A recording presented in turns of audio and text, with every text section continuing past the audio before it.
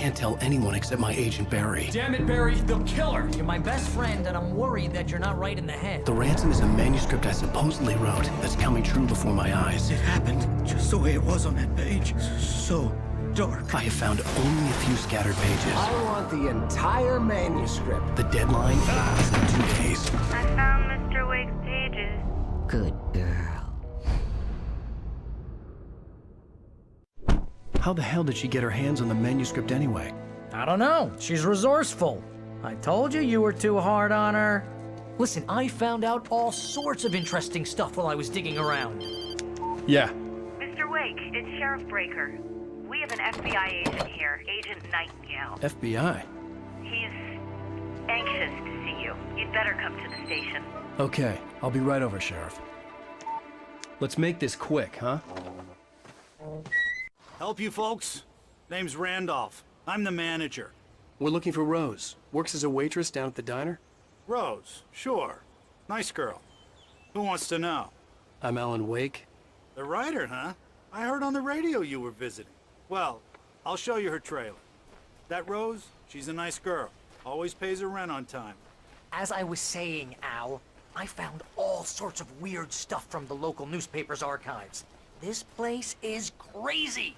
Disappearances, mysterious deaths, urban legends come true, and get this, most of this stuff takes place around Cauldron Lake. Well, you ain't wrong, mister. The Indians thought the lake was a doorway to the underworld. I'm the God-fearing type myself. I don't hold with that sort of thing.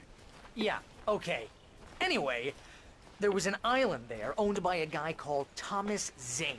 Now, some of the articles I found about him make him out to be a famous writer, but I ran a bunch of searches, couldn't find a single thing he wrote.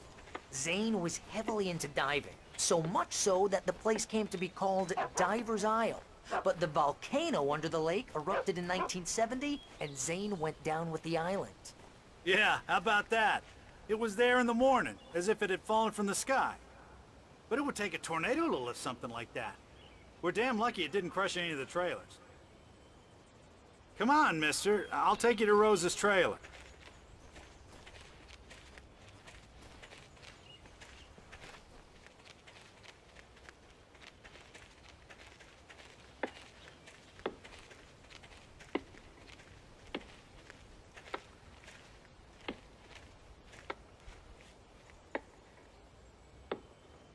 It gets better.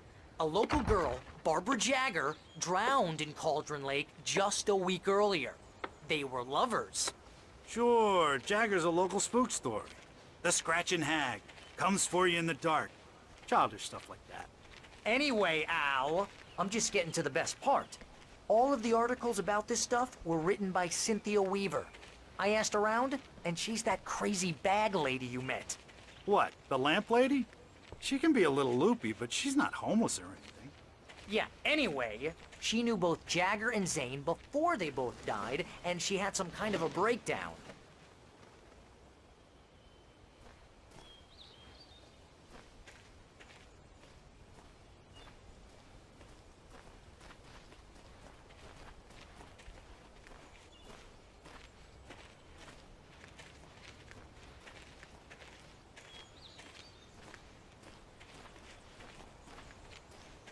Well, mister, this here's Rose's trailer.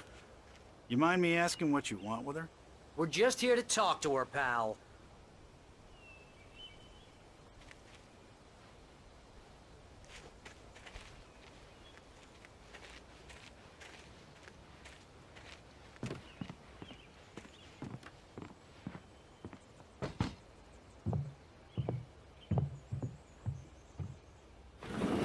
Welcome to... Oh dear, Mr. Wake. I'm so glad you're here. Rose, you have my manuscript? Oh. Oh yes. Yes. Please, come in. Hey, this is really good. Rose, Yes, my manuscript. I really need it. I understand. I know what you need. A muse to inspire you. Oh, for Barry. She doesn't have anything. Yeah, hey, Al. Al, what's... Oh... Barry! What? What?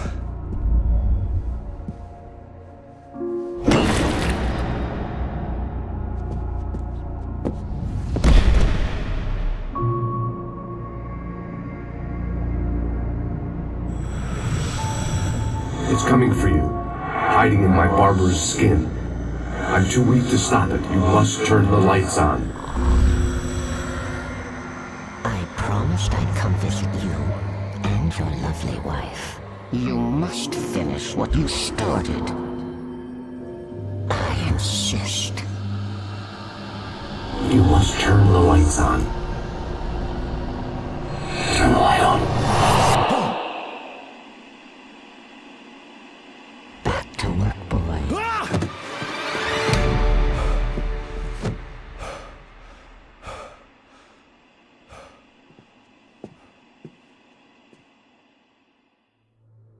I felt nauseous, hungover. Only anger kept me going.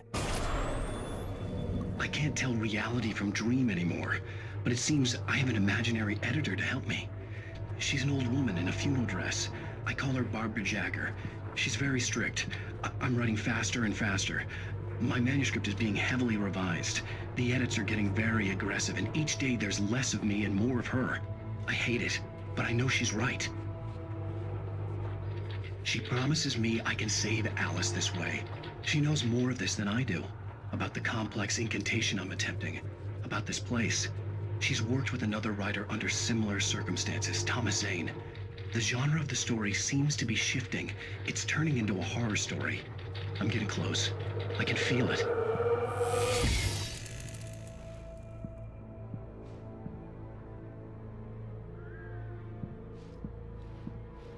Rose took a day from me. I had less than 12 hours left to meet the kidnapper.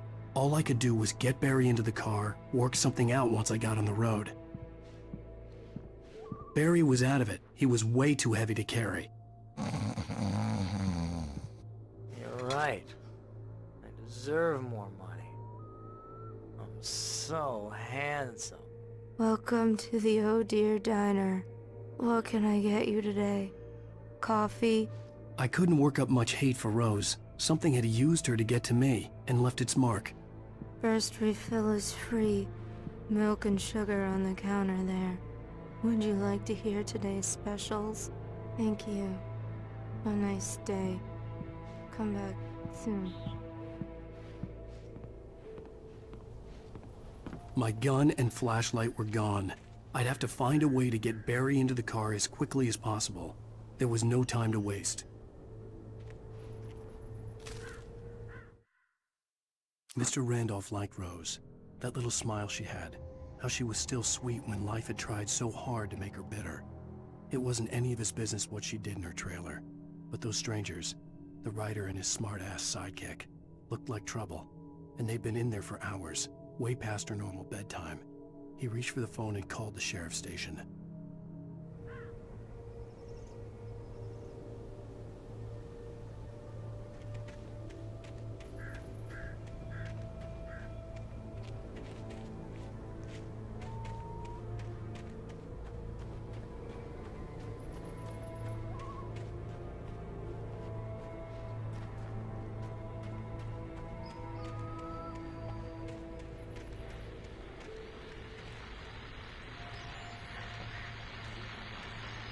I just stepped outside to catch a breath of fresh air. Let me tell you, the weather's getting heavy. Nights like this make me especially glad I'm here talking to you and not home in bed. Once the weather takes a turn like this, I can't sleep at all. It's all tangled bed sheets and dark thoughts, punctuated by the occasional plunge into nightmare. Is it just me? Well, perhaps it is. But I hope I can make the night a little bit easier to get through. Caller, you're on KBF FM. Hey, Pat, it's Walt Snyder. What's on your mind, Walt? Well, I ain't the way you are, but, well, I can't sleep either, you know? I just been staring out the window here, trying to make sense of it all, but, I ain't been drinking either, you know? I just... Well, you sound like a man with a problem, Walt. Yeah, I had a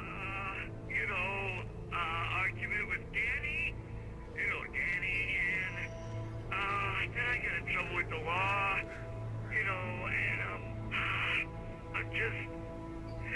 Well... I heard something like that, Walt. Yeah. Well, you know, he's, Daddy's my best friend, and, they let me out on bail today. And now I'm just alone here at the window, waiting. Man, and there's something in the air tonight, man. I was just outside looking up at the sky above our broadcast tower thinking the same thing. What are you waiting for, Walt? I don't know. But, something's gonna happen. I think I better go. Walt, maybe... No, thanks, Pat. Well, good luck to you, Walt. Hang in there. Let's take a little break, folks. This weather's really something else, huh? How can I be sure?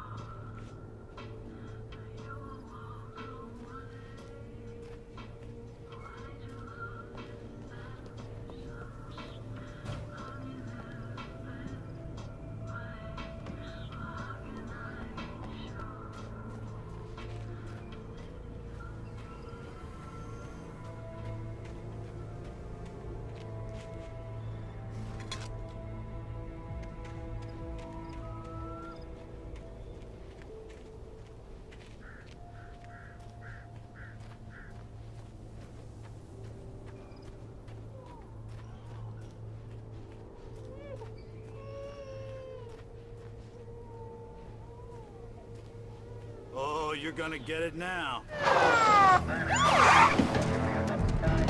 God knows what you've done to that poor girl. This is Agent Nightingale, FBI! Get him up, Hemingway! You're under arrest! You move a muscle, I'll unload right in your goddamn face!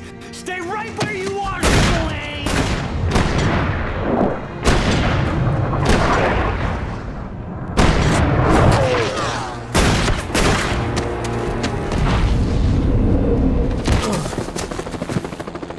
What are?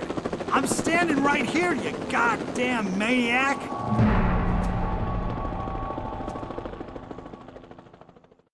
I hated to leave Barry behind, but there was no way I'd miss my appointment with the kidnapper. Give it up, Mr. Wake. Come on.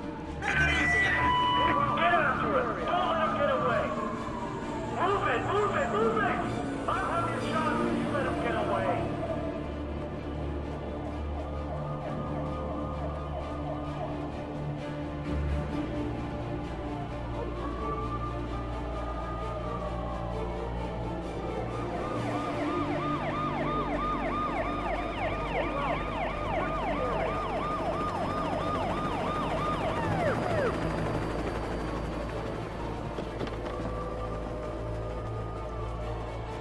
Stop running!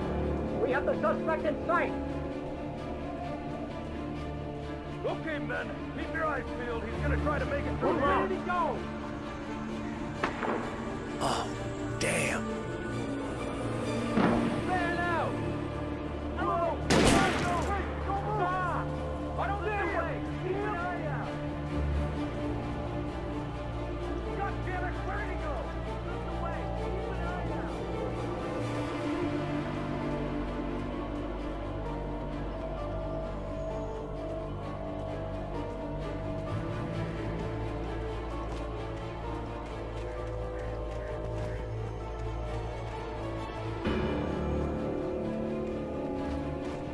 He's gone! Come on, guys! We need to head him off!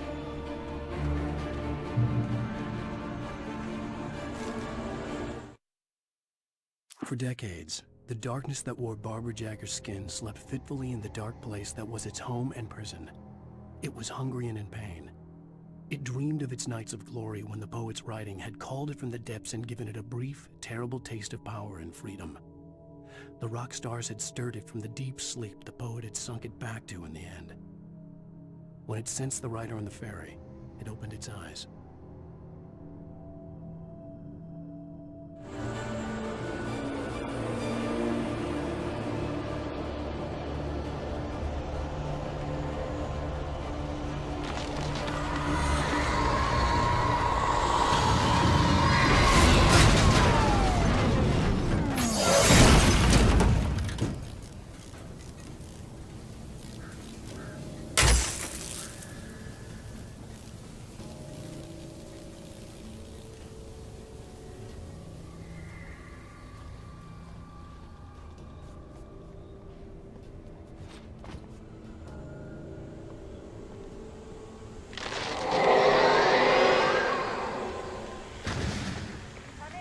Nightingale. This is Sheriff Breaker. Over.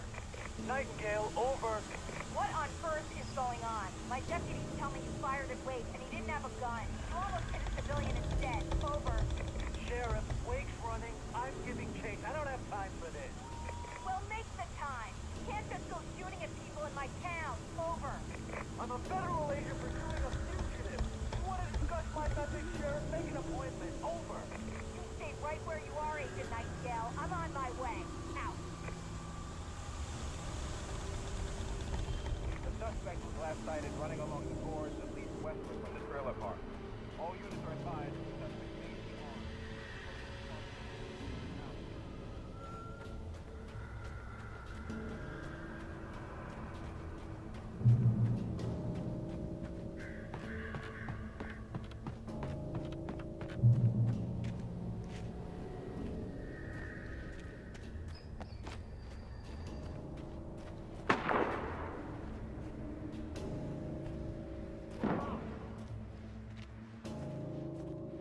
Search the area.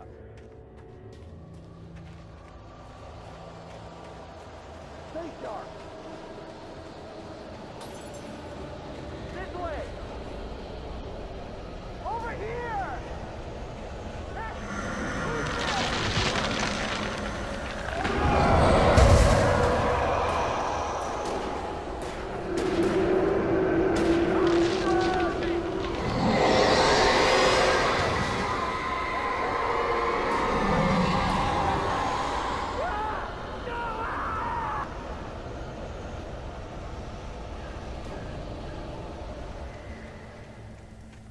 This horror was everywhere I went, circling me. The cops didn't stand a chance. They were after a writer, not a monster.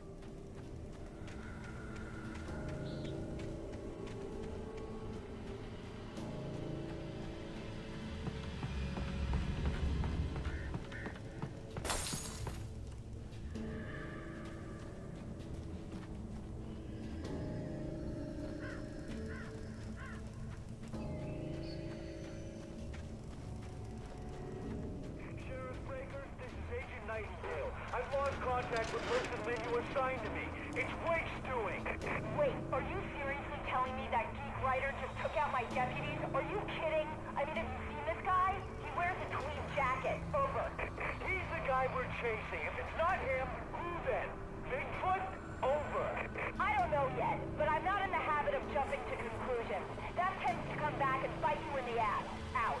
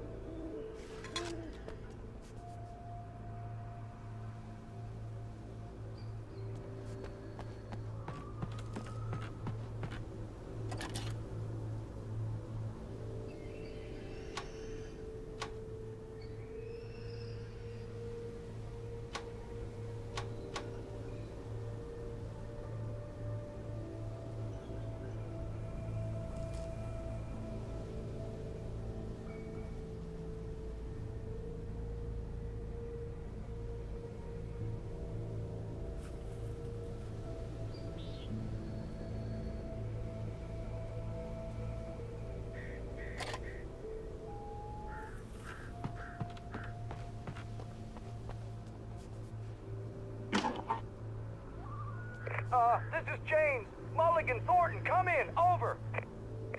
Thornton here. James, we got both Wheeler and Rose in custody. They didn't put up a fight or anything. Why, they were... Hey, Mulligan, what are you doing? Come on! Sit down and give me that. James, Mulligan here. Over. Go ahead, Mulligan. Over. We got Wheeler and Rose here. Wheeler's drunk or hopped up on something. Speaking of which, that Fed had a pretty distinctive whiff of Otis Scotch about him, if you know what I mean. Over. I don't have anything on that, Deputy Mulligan. Over. Well, whatever. Anyway, Rose is just being plain weird here. You better get Doc in to take a look at both of these. Over. Gotcha. You better get them here quickly. The, Fed's gonna want to interview Wheeler. Over. Oh, yeah, I'll bet he does. Looks like they have a lot in common. Mulligan out.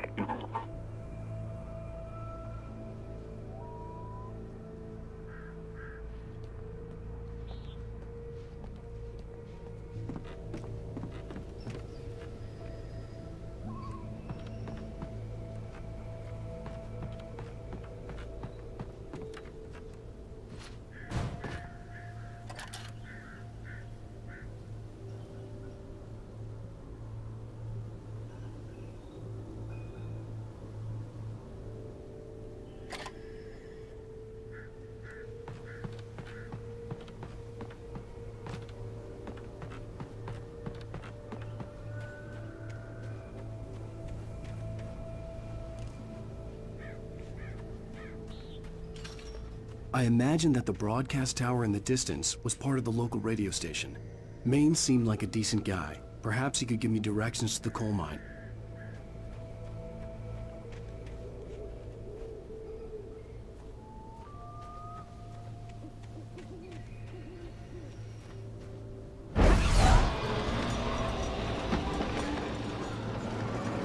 Unnatural shadows clung to the gate.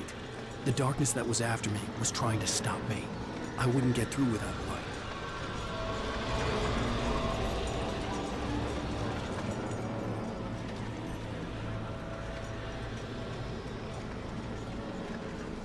There was no power to the searchlight.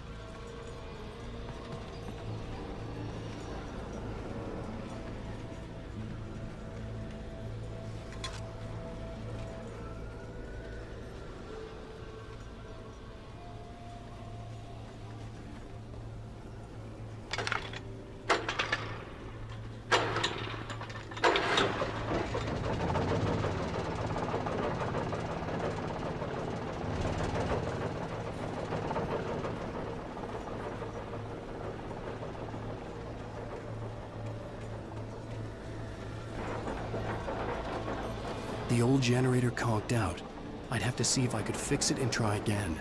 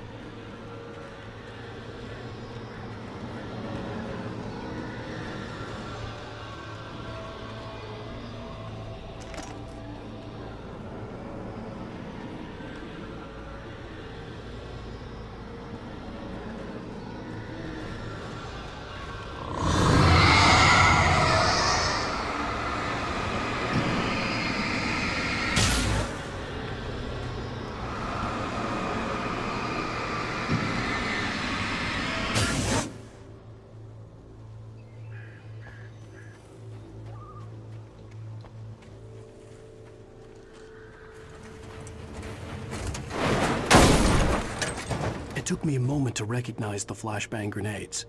They were an ideal weapon for my situation. Team 1, come in. Over. Team 1, this is Sheriff Breaker. Report. Over. Team 2, come in. I need a report. Over. Come on, guys. Talk to me. Come in, please. Over.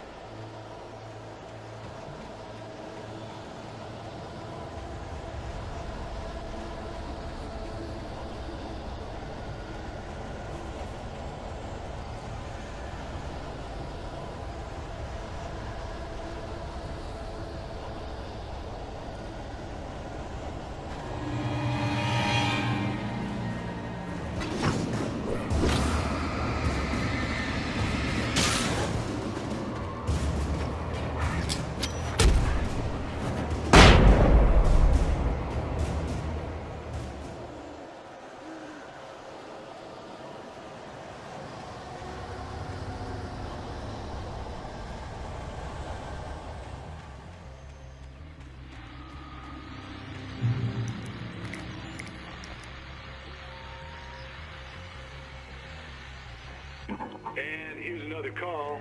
You're on KBFFM with Pat Maine. It's Milt Peabody, Pat. What's on your mind, Milt? Well, I live near the trailer park, Pat, and there's a big ruckus going on over there.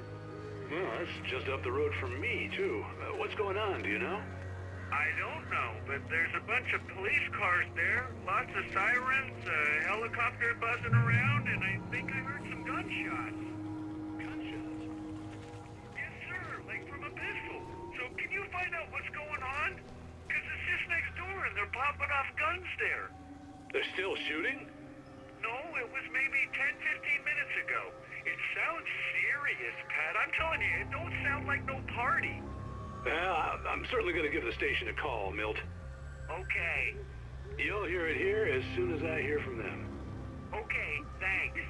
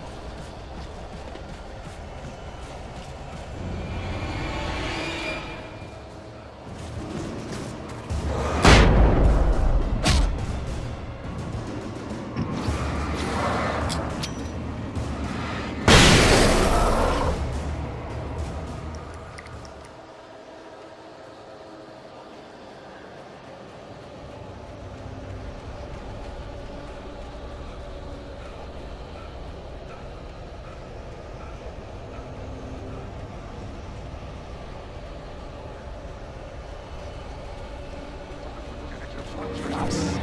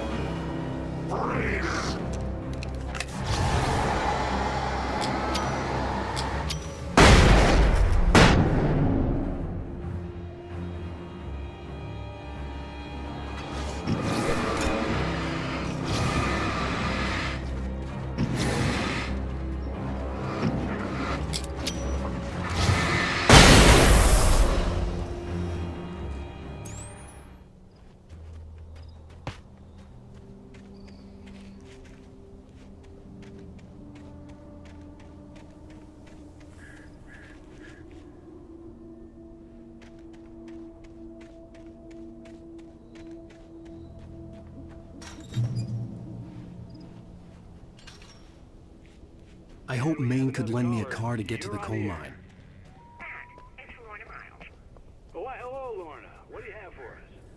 Well, I just don't see why the cops bother with the trailer park. What do you mean?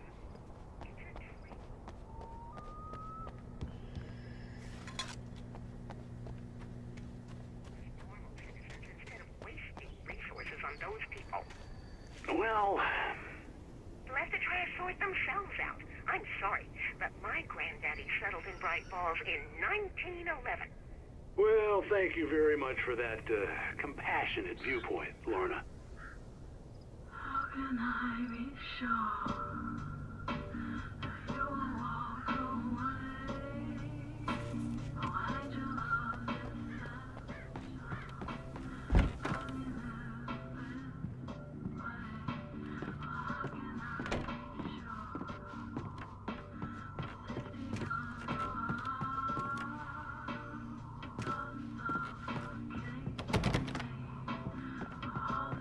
Oh, here's a little surprise.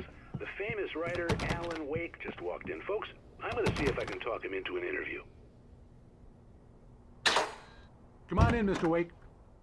Oh, I'm so glad you could find the time to do this, Mr. Wake. Nowhere to run now, Dan Brown. You back away from me. Don't hurt it. Whoa, everyone calm down. Put the gun down. We're all friends here, right? Cool your jets, Nightingale. We got him.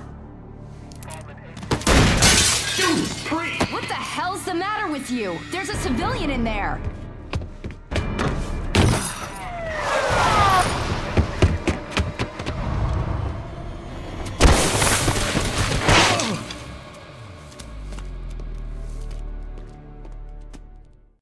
I'll get you yet, even if it kills me. You hear me?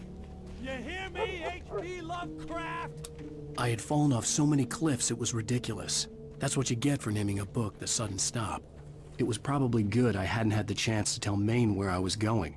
I'd have to lose the cops and find my own way to the mine.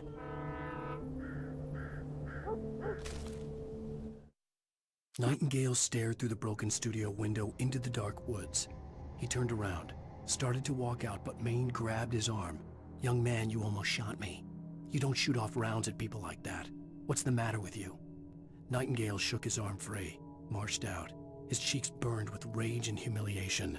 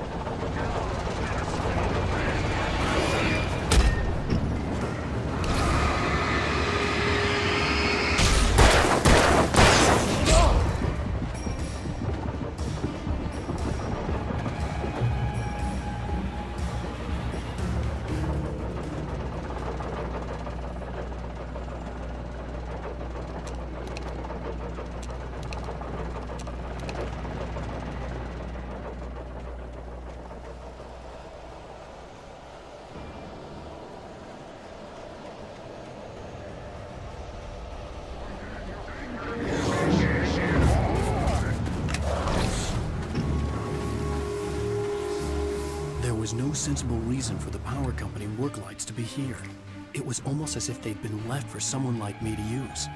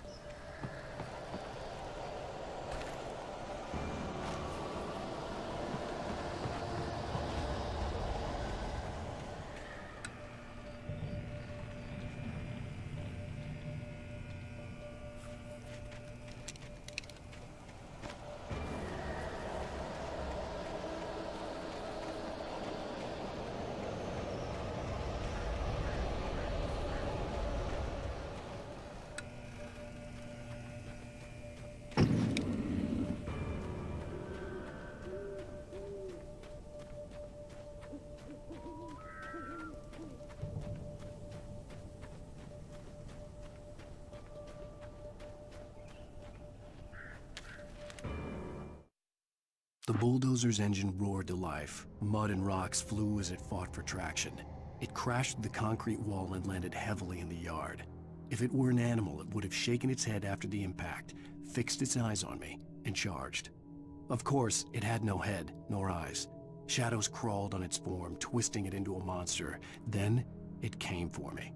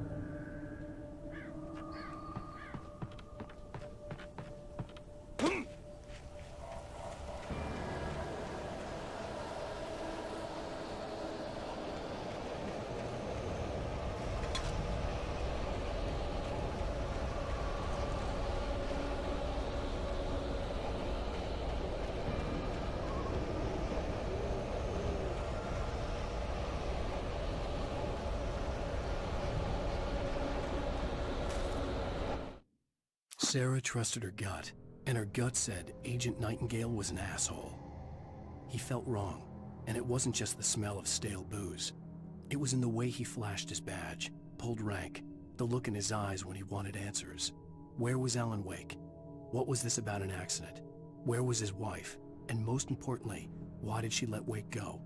He wouldn't answer her questions. Federal business was all he'd say.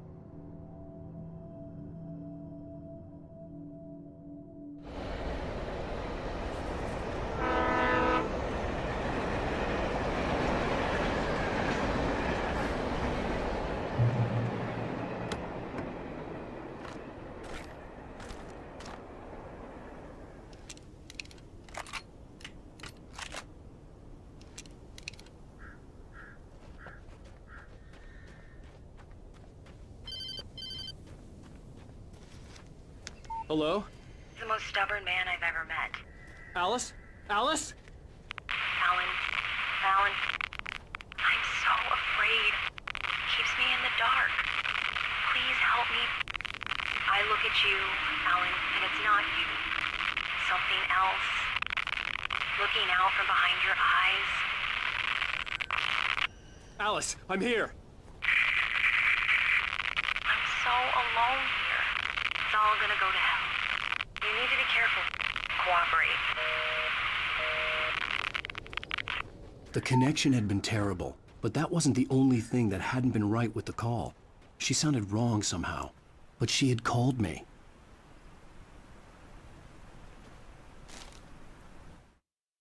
The pipe wrenched itself loose from the bridge's steel framework. Wrapped in darkness, it floated in midair, twitching. For a moment, I didn't understand what I was looking at. The heavy object lurched at me with impossible force. I threw myself out of the way, but just barely. When I turned my flashlight on it, it shook in a dark rage before it flew at me again.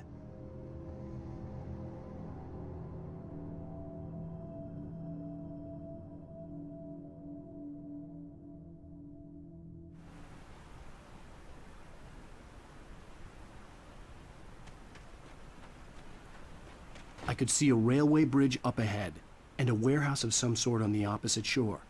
I hoped I could find a car from there.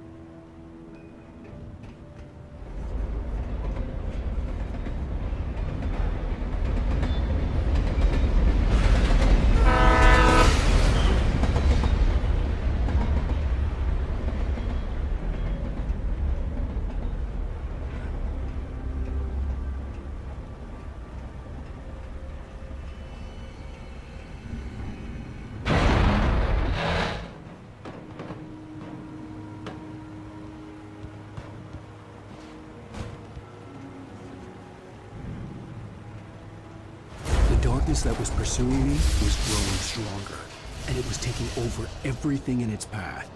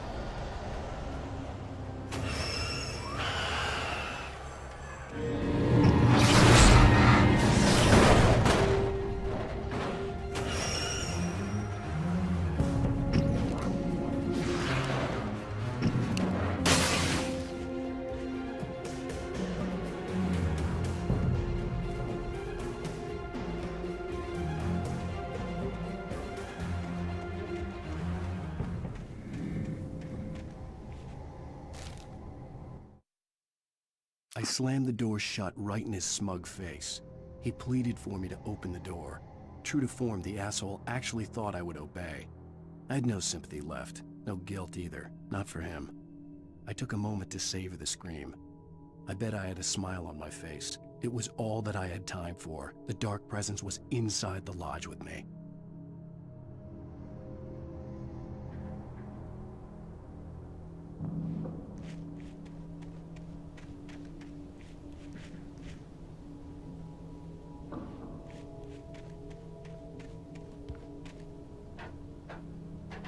As a teenager, just starting to get interested in writing, Stephen King had been a source of inspiration to me. I thought about all the inanimate objects that had come to life in his books. No one is safe in a good horror story. Certainly not the protagonist. That's what makes them fun. This was anything but. The darkness could possess anything, and it was getting closer.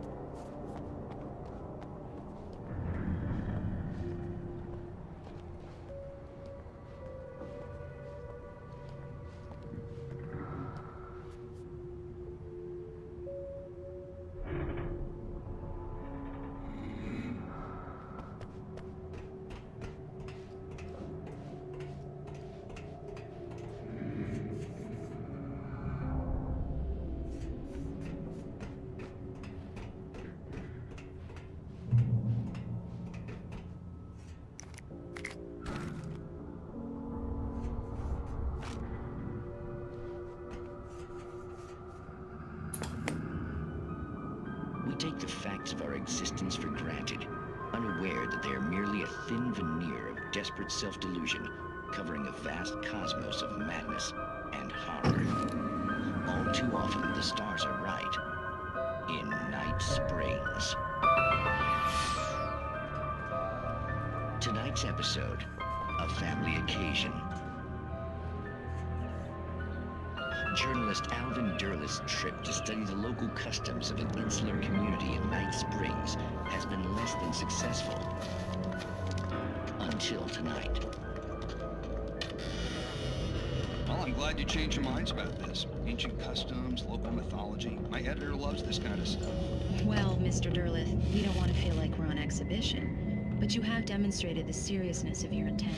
Oh, I am serious. Really, just do your thing. I'll stay out of your way and observe. Actually, I thought you could assist us. I'm afraid we are a man short. It would provide you with an intimate perspective. Could I really? Of course, Mr. Derleth. Well, I guess that's the least I...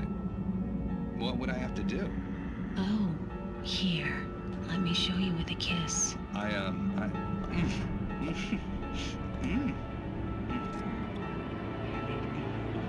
What did you...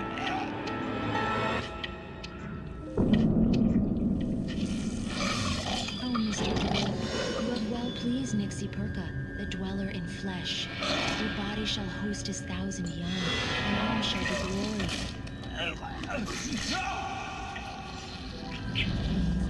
Shh, darling, be calm. Shh. Alvin Derleth learned a harsh lesson. If you go looking for mythology, it may come looking for you. And such quests always bear fruit. In Night Springs.